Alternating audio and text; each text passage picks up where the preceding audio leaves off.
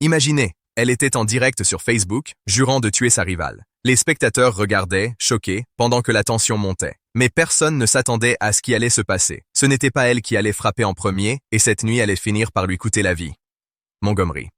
Une ville du sud des États-Unis, connue pour son rôle historique dans le mouvement des droits civiques, mais aussi tristement marquée aujourd'hui par une violence qui gangrène ses rues. Ce contraste est brutal. D'un côté, une capitale chargée d'histoire et de symboles, de l'autre, une ville où la peur est devenue une compagne quotidienne.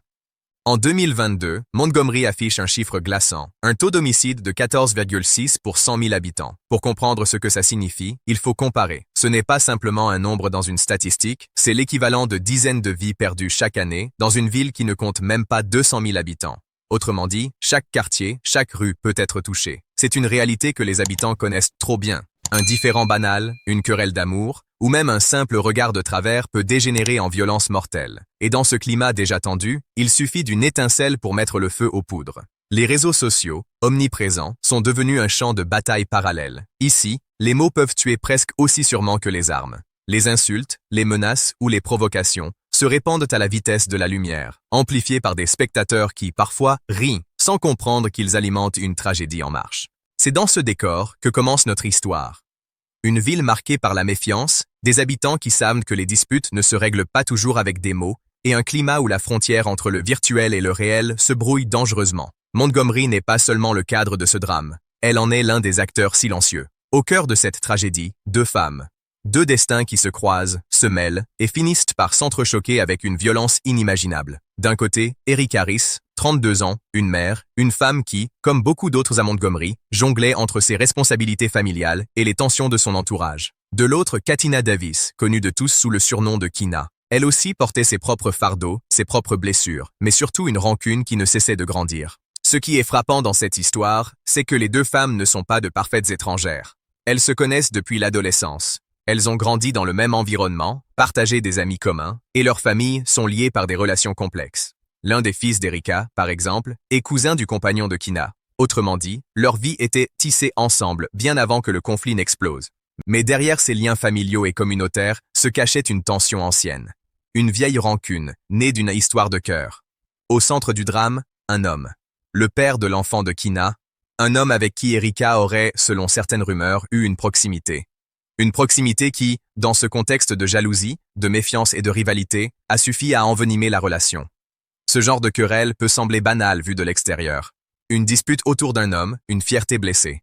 Mais dans une ville où la violence est une réponse courante, c'est une poudrière. Les mots qui circulaient entre elles n'étaient pas simplement des piques ou des insultes. Avec le temps, ils se sont transformés en menaces claires, directes, assumées. Erica et Kina n'étaient plus seulement deux femmes en désaccord. Elles étaient devenues ennemies, et toute la communauté autour d'elles en était témoin. Ce qui rend cette histoire encore plus dramatique, c'est la dimension familiale. Car ce conflit n'opposait pas seulement deux personnes, il divisait des cercles entiers. Amis, proches, enfants, chacun se retrouvait impliqué, volontairement ou non. Comme souvent dans ce genre de drame, la haine ne se limite jamais à deux individus. Elle contamine tout ce qu'elle touche. Et alors que les semaines passaient, au lieu de s'éteindre, la rancune s'enflammait. Les réseaux sociaux allaient bientôt devenir l'arène de ce duel silencieux.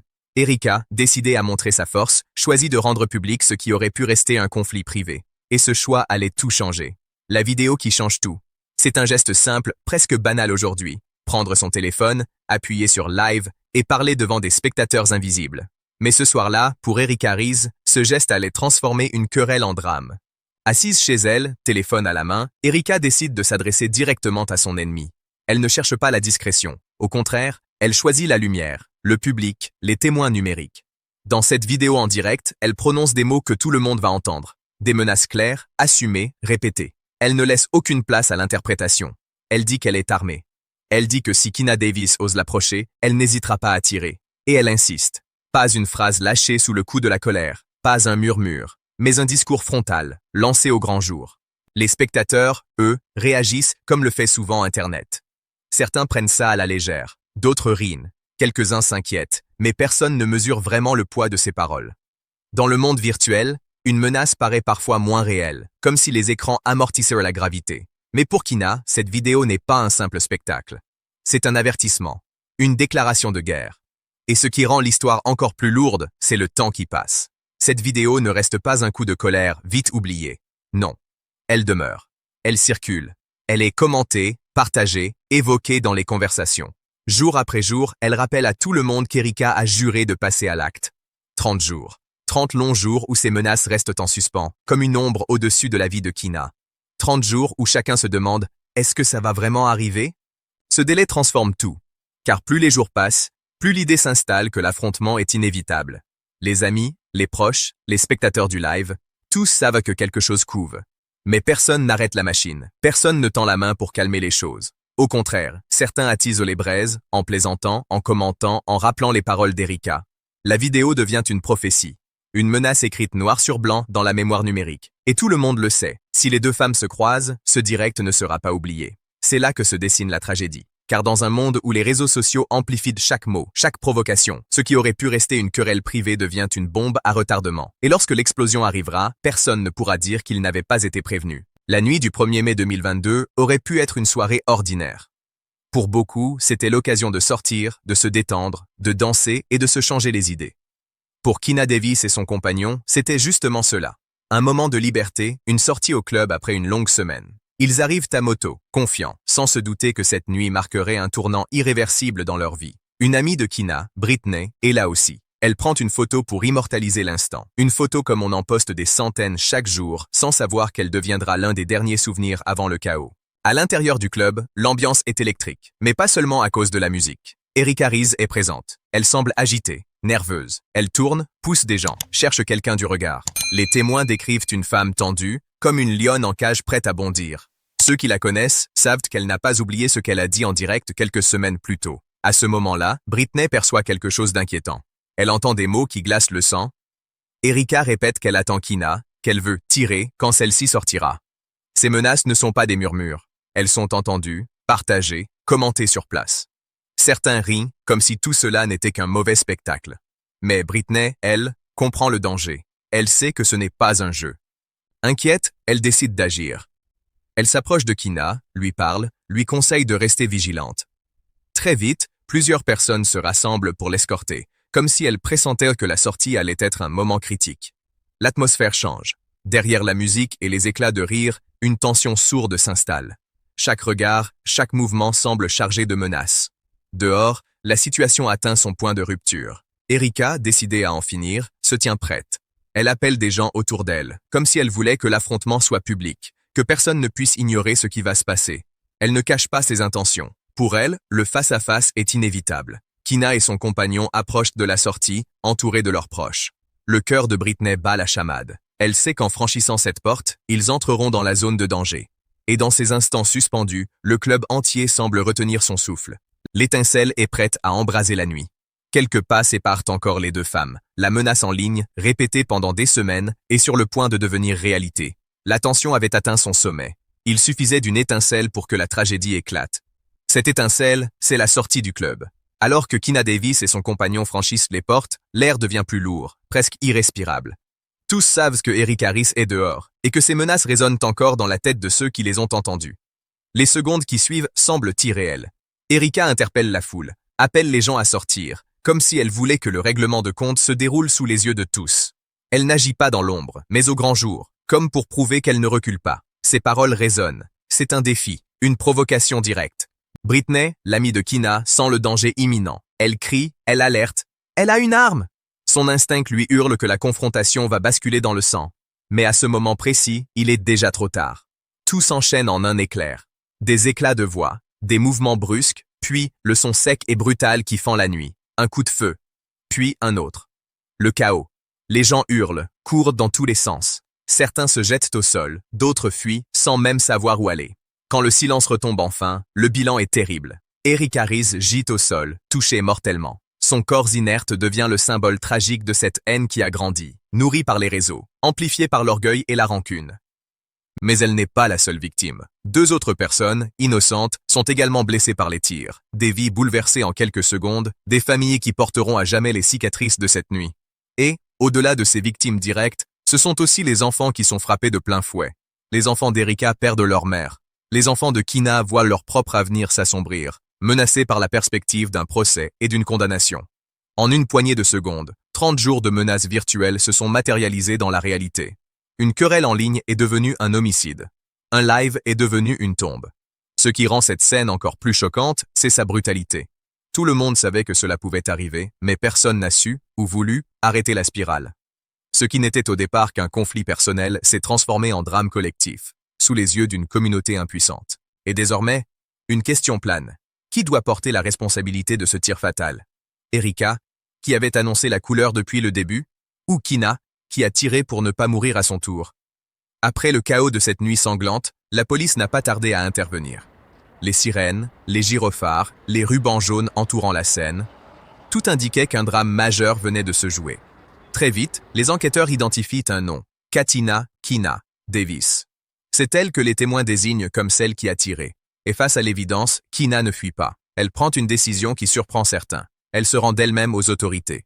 Cette reddition volontaire donne un ton particulier à l'affaire. D'un côté, cela peut être vu comme un signe de culpabilité, reconnaître qu'elle a bien tiré. Mais de l'autre, c'est aussi l'attitude de quelqu'un qui ne cherche pas à cacher la vérité, qui assume ses actes et espère expliquer sa version. Rapidement, les charges tombent. Les procureurs retiennent plusieurs accusations graves. Meurtre pour la mort d'Erika Ries, tentative d'agression au premier degré pour les 2 personnes blessées, et d'autres chefs liés à la possession et l'utilisation de l'arme à feu. Face à la gravité des faits, la justice fixe une caution astronomique, plus d'1,5 million de dollars. Une somme qui, pour la plupart des gens, équivaut à une prison à vie en attendant le procès. Mais dans les semaines suivantes, la pression publique et les procédures judiciaires modifient la situation. La caution est drastiquement réduite à 150 000 dollars. Grâce à l'aide de proches et de soutien, Kina parvient à réunir ce montant. Elle retrouve ainsi la liberté provisoire en attendant son procès. Une liberté fragile, surveillée, mais qui lui permet de revenir auprès de sa famille. Et c'est là que les débats commencent. Pour certains, Kina est une meurtrière. Elle a pris une vie, tiré en public, blessé des innocents. Pour eux, les faits sont clairs. Un crime reste un crime. Mais pour d'autres, l'histoire est plus nuancée. Ils rappellent que Erika avait menacé Kina publiquement, à plusieurs reprises, et devant témoins. Que cette nuit-là, Erika semblait bel et bien décidée à mettre sa menace à exécution. Dans ce cadre, Kina n'aurait fait que se défendre, persuadée que si elle ne tirait pas, elle serait celle qui tomberait. Alors, où se trouve la vérité? Était-ce un acte prémédité ou une réaction désespérée face à un danger immédiat? La justice doit trancher. Mais au-delà du tribunal, c'est toute une communauté qui s'interroge. Dans une ville comme Montgomery, où la violence est déjà endémique, cette affaire devient un miroir des tensions sociales. Elle soulève une question dérangeante. Jusqu'où peut aller la légitime défense quand la menace est annoncée, répétée, publique? La mort d'Erika n'efface pas ses propres paroles, et les balles tirées par Kina ne font pas disparaître le contexte. 2 réalités s'opposent, celle d'une femme qui a juré de tuer et celle d'une autre qui a choisi de tirer pour survivre. Entre la loi, les émotions et les réseaux sociaux qui jugent plus vite que les tribunaux, la vérité semble toujours glisser entre les doigts, et c'est dans ce flou que se joue désormais le destin de Kina Davis. Le lendemain du drame, les projecteurs ne se sont pas seulement braqués sur la scène du crime ou sur les suspects. Très vite, un nom est apparu au centre de la tempête. Britney, l'amie proche qui se trouvait là cette nuit-là. Sa voix, son récit, sont devenus essentiels pour comprendre ce qui s'était réellement passé. Britney prend la parole dans une interview poignante. Le ton est hésitant, parfois tremblant, mais chargé d'émotions brutes. Elle décrit en détail l'instant qui a changé sa vie et celle de son amie. Selon elle, l'altercation n'était pas simplement une querelle banale de fin de soirée. C'était une suite de tensions accumulées, une escalade que personne n'a su arrêter. Et quand l'arme a été brandie, tout a basculé. Son témoignage jette une lumière nouvelle sur l'événement. Elle parle de cris, de visages familiers qui se déformaient sous la colère, de ce sentiment de peur pure lorsque le premier coup de feu a retenti. Elle insiste, personne n'était préparé à ce que la dispute dégénère ainsi, mais ce qui marque le plus, c'est sa réflexion sur la responsabilité. Qui a réellement failli cette nuit-là? Était-ce celui qui a appuyé sur la gâchette? Était-ce le groupe qui a laissé la tension monter sans intervenir? Était-ce le système, incapable d'apaiser des conflits qui explosent trop souvent dans un climat saturé de violence? Cette question hante encore la communauté. Car au-delà du tir, au-delà des blessures physiques, c'est une blessure morale qui s'est ouverte, celle de se demander si tout cela aurait pu être évité. Et Britney, à travers son témoignage, nous confronte à une vérité dérangeante. Parfois, il ne s'agit pas seulement d'un individu, mais d'un enchaînement de silence, d'indifférence et de petites lâchetés collectives qui préparent le terrain à une tragédie. Et vous, que pensez-vous? Qui a réellement failli cette nuit-là? Un seul homme ou tout un entourage? Si cette histoire vous a marqué et que vous voulez découvrir d'autres récits aussi intenses et révélateurs, pensez à vous abonner à la chaîne. Activez la cloche pour ne rien manquer des prochaines vidéos. Votre soutien nous permet de continuer à explorer ces histoires qui nous bousculent, qui nous questionnent et qui parfois changent notre façon de voir le monde.